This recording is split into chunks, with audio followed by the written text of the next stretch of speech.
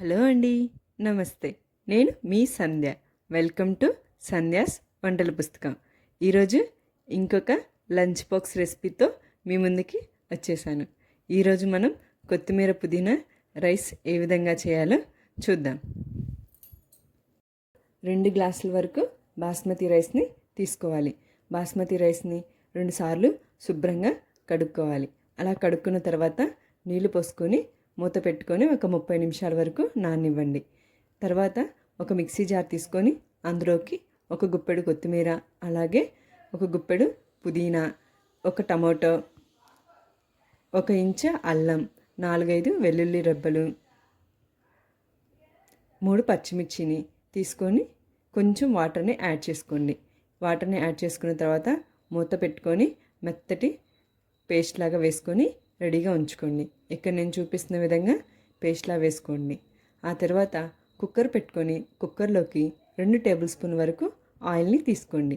Oil అనేది బాగా heat అయిన తర్వాత ఒక బిర్యానీ ఆకు, 1 టేబుల్ స్పూన్ జీలకర్ర వేసుకొని చిటపట్లాడించుకోండి. ఆ తర్వాత మీడియం సైజ్ ఉల్లిగడ్డని సన్నగా కట్ చేసుకొని తీసుకోండి.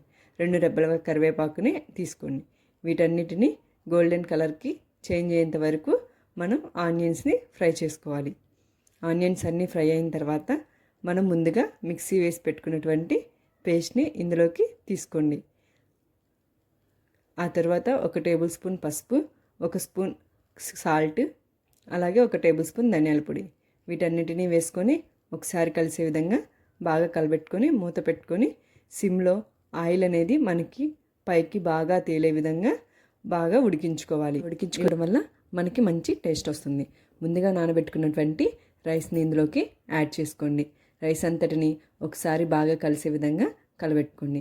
ఇందాక మనం తీసుకున్న బియ్యానికి 2 గ్లాసుల బియ్యానికి 3 గ్లాసుల వరకు వాటర్ని తీసుకోండి.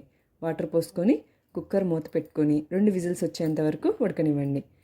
స్టవ్ ఆఫ్ చేసుకొని ప్రెషర్ అంతా పోయిన తర్వాత వేడివేడిగా మన లంచ్ బాక్స్లోకి సర్వ్ చేసుకోండి. చాలా క్విక్గా హెల్దీగా మన పిల్లలకి లంచ్ బాక్స్ రెడీ. కూడా తప్పకుండా ఈ రెసిపీని ట్రై చేసి ఎలా ఉందో నాకు కామెంట్ చేయండి. అలాగే మీకు కనుక నచ్చినట్లయితే మీ ఫ్రెండ్స్ అండ్ ఫ్యామిలీ మెంబర్స్కి షేర్ చేయండి. మరిన్ని లంచ్ బాక్స్ రెసిపీస్ కోసం మన ఛానల్ని తప్పకుండా సబ్స్క్రైబ్ చేసుకోండి. Thank you.